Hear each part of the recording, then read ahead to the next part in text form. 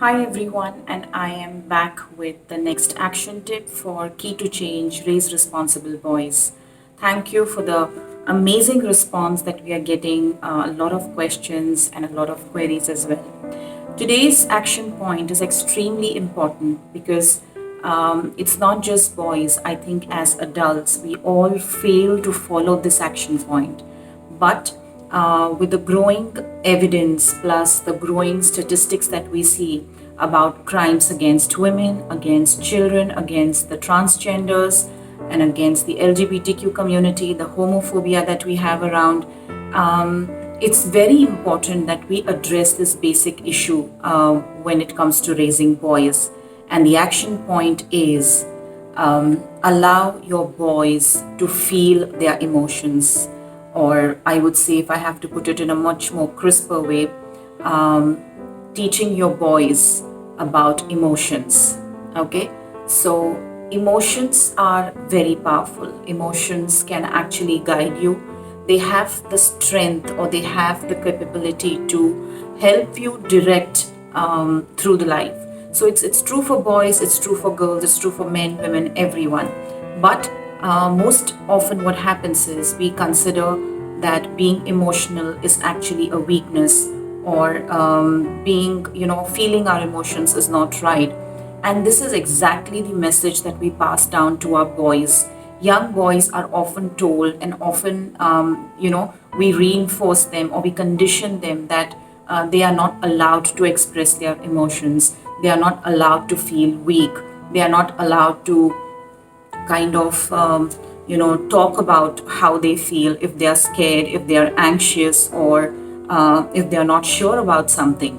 And this very culture of keeping our boys, specifically about boys, is is a huge setback in terms of the gender parity that we are trying to work on. Emotions is generally associated with girls, women, and it's like, that it's a feminine thing to have emotions, to express it, and to feel emotions. But I want to give you a basic scientific fact that all of us, whether we belong to any gender, any community, any race, any nation, any religion, just about, if you are a human being, you are bound to go through emotions and you are bound to have emotions. That is how our brain has wired us. What makes us different from each other is how we regulate our emotions. And this very fact, when boys are told, young boys are told that, boys don't cry, or you have to be strong, you can't show your vulnerable side to people, or you can't, or you shouldn't be expressing your emotions. We are somewhere giving a very strong message to the boys that they kind of keep themselves away from emotional regulation.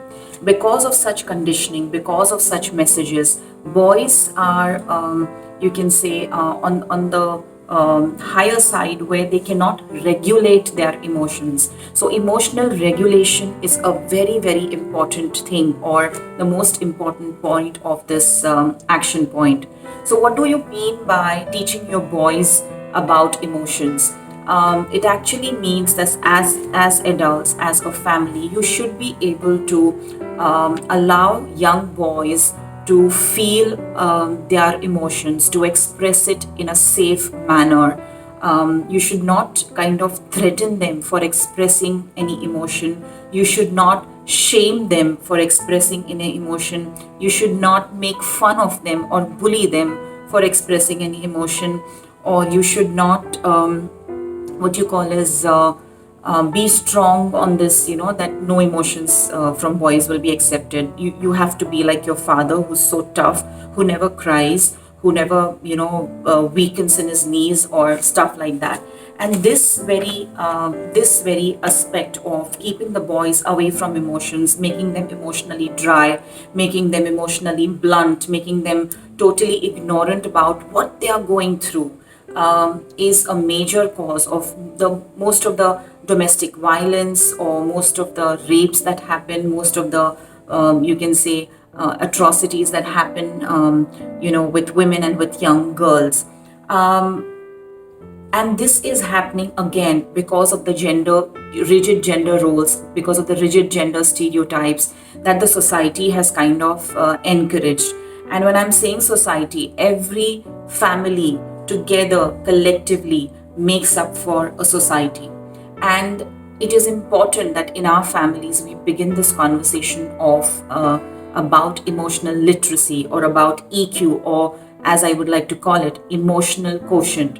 So, emotional quotient is basically about strengthening the different emotional pillars in your child.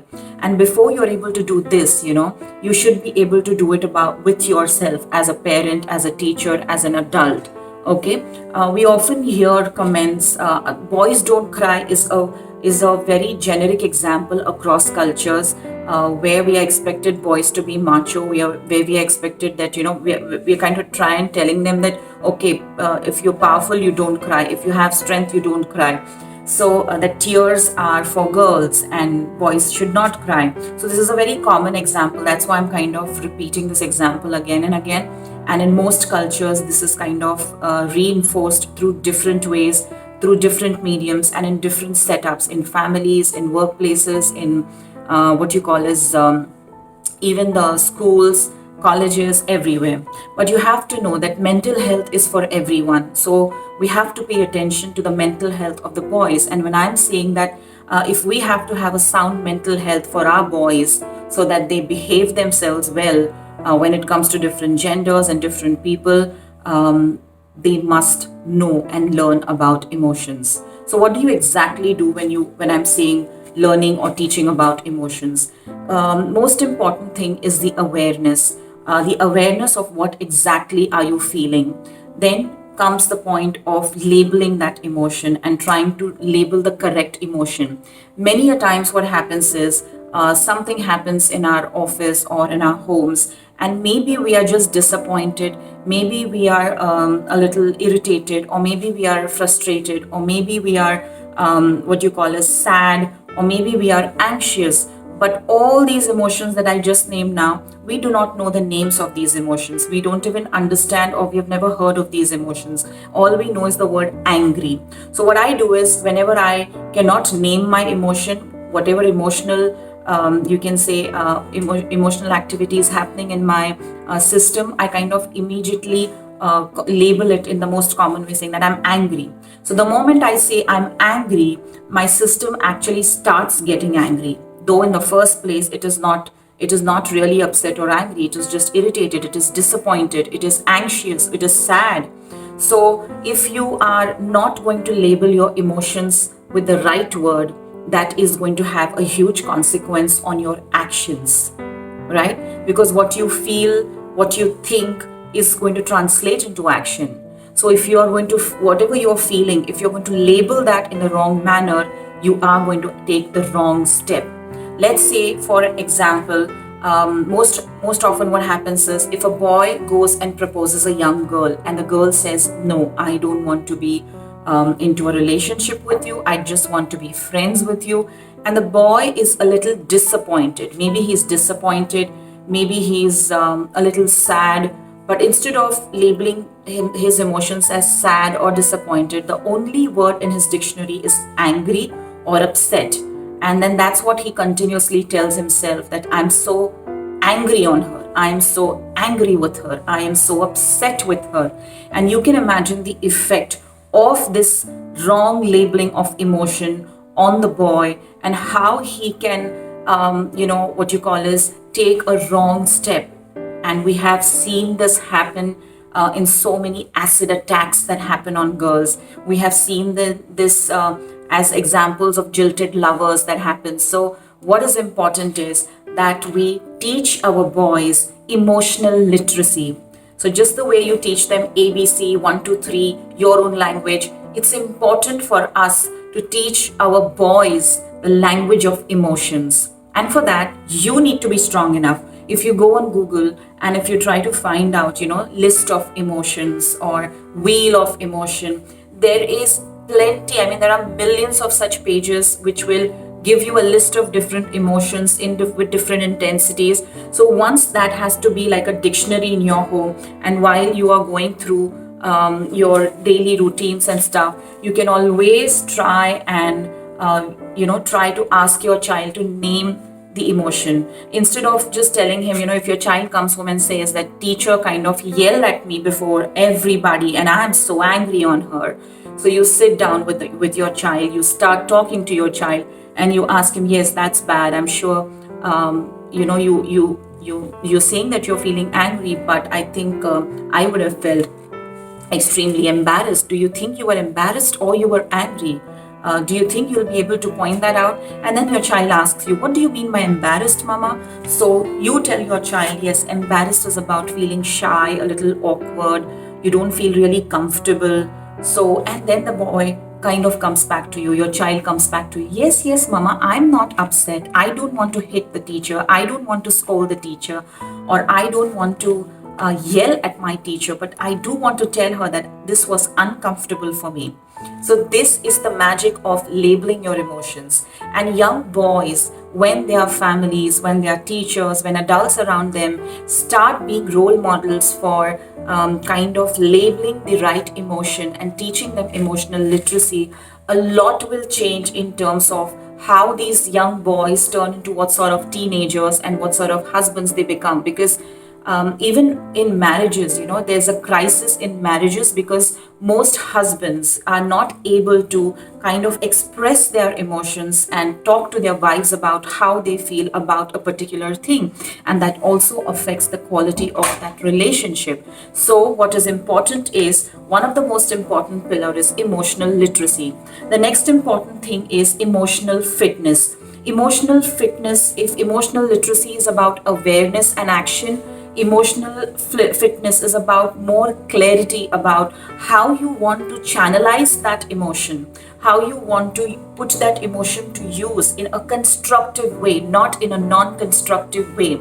So if you think your child again comes to you and says, that, so my friend Rahul, he hit me and I'm feeling very bad. I want to punch him back again and I want to insult him before all the kids around me and I'm very angry on him. Again, you sit down, you do the right emotional labeling, and then you ask your child, what are the options of how you can deal with this? Hitting back will have a consequence and he will hit you back and then you will hit him back. So is that going to be really constructive? So then you give him the next option and the third option and the fourth option. So when you're giving him options, you realize that automatically the child is learning to regulate his emotions. The child is learning that yes, it's okay to feel an emotion. There's no harm in feeling the emotion. But what is important is what choice do I make after feeling that emotion so that it should be in my best interest and the best interest of everyone involved. It has to be a fair thing. So once you talk about emotional fitness, it also builds children's resilience. So if your child is failing in an exam and he comes to you, you again don't scold him, yell at him, or embarrass him before the entire family and set of friends saying, oh God, you have failed and what a shame on my family. So imagine if you're going to embarrass your boys, if you're going to shame your boys like this, they will never be able to express that emotion. This is every emotion that children express. It's an opportunity for you as an adult to help them to become more emotionally aware and literate, to help them to become more emotionally fit by teaching them how to regulate that thing, what choices should be made or what choices led to that emotion, and how you can do the compensate, how you can do the damage control. So that is what emotional fitness talks about. So it is also about making strong intentions of behaving or choosing the right value oriented options and most constructive options. So that is emotional fitness. Once you get down to the third level of the building your child's emotional quotient, that is known as the building your child's emotional depth. Emotional depth is about introspection from time to time on what's happening in our lives, on how you're feeling, on how you're acting on your feelings. There is no such thing as, generally people term anger as a bad emotion, as something that is wrong, as something that is, it is painted in black and red. So I believe that anger is actually a feedback that your body is giving. It is a wonderful feedback that your body is trying to tell you that you are upset over something, and there's something that's wrong, that's something that's not as per your expectation. So you have to find out the cause of it, and you have to find out how you can fix it in a constructive way. So, when I'm talking about emotional depth, it's about helping your children reach deep down inside so that they step up and take the right action, which is value oriented. And imagine if every mother and if every father work on their boys in this manner. Do you think we will have acid attacks? Do you think we will have rapes? Do you think we will have online exploitation of girls? Do you think we will have child sexual abuse? No, we won't, isn't it? And when I'm talking about rapes, or when I'm talking about acid attacks, or when I'm talking about child sexual abuse, please know that it is not just girls who are the victim. When boys do not learn to emote, or they do not understand, or they do not know how to express their emotions, and if we don't create a safe space in our home, in our environment about being able to express emotions, then these boys, for the fear of being ridiculed, for the fear of being shamed, for the fear of being targeted, for the fear of being bullied, for the fear of being called out names, they kind of suppress their feelings. And when they suppress their feelings, they also suppress the sexual abuse that happens. And boys do get sexually abused, and it is very difficult for a male child to open up about his sexual abuse than a female child. So this is also one of its typical gender stereotype that people have, that women and girls get sexually abused and boys don't. So this basic action point of helping our young boys in understanding, learning emotions is a very powerful, is a big game changer. So if you're a parent, if you're a teacher, please do take some time. As teachers also, I think one day, one emotion. So if your kids are going to be with you for 100 days in a class, you can imagine as a teacher, you are actually enlightening your students with 100 different names of emotions, with examples, and you are allowing your children to understand and label those emotions. So there is huge potential in you can say, as a teacher, as a parent, as an adult, to help these young children, young boys especially, with this emotional what you call as education, EQ education, what I call. So educate them, because then once you educate them, they get empowered. And when they get empowered, when they get into their teenage, when they get into that zone, when they come across some difficult choices, or when they come across denials from their partners, or when they come across a difference of opinion, they learn to emotionally regulate and use a constructive choice, rather than using the social stereotype about men, that men should use force, that men should be aggressive, that men have the right to take decisions for their women, or men have the right to treat women in a typical way, to punish her. So I think I have given a very important action point, and I want you as families to sit down and start working on this. One simple activity that you can do as a family is, you can first go and Google on the list of emotions that are there, and age wise also you will find different list of emotions for your children. Throughout the day, whenever you get this chance to have a conversation with your child, I want you to sit down and ask your child, how do you feel? How did you feel when I yelled at you? How did you feel when your dad said no to a thing? How did you feel when your teacher did not include you in the basketball team? How did you feel? So that the talk about feelings has to go on, and has to be strongly discussed in families, in social get-togethers, everywhere, because feelings are what makes us human. Feelings is what makes us live. You are living because you are feeling. So the only emotion that boys learn is that love is about a girl and a boy relationship, or a man and a woman relationship. I will be talking about this in one of the action points, but for now I want to stress on this important thing, that if you want to keep your boys away from the rigid, toxic masculinity pressure that the society has and the media has. Even the media, the social media, young teens are so, I mean, they spend so much time on social media, and if they are not aware about their emotions, if they don't know emotional regulation, they can just about get carried away. They can just be easily exploited. They can bully someone. They can either be the victims, or they can either target someone with their lack of emotional depth and emotional values and emotional quotient. So I urge parents, I urge teachers, I urge educators, I urge everyone to allow boys to cry. And fathers, you play a big, big role when you feel like weeping, when you're choked, when you want to cry. I think you must do that with your family, within your family, so that your children take you as your role model and understand that it is just human to do it. It's not that mama weeps most of the times, but dads can also weep. Out of joy, you can weep. Out of surprise, you can weep. Or out of pain, you can weep. You must weep. Okay? So I hope you like this action point, and I hope you will be instrumental in teaching your kids about that choices, whatever choices you make, emotional regulation will heavily affect the choices, and emotional regulation of boys is a must. Thank you so much.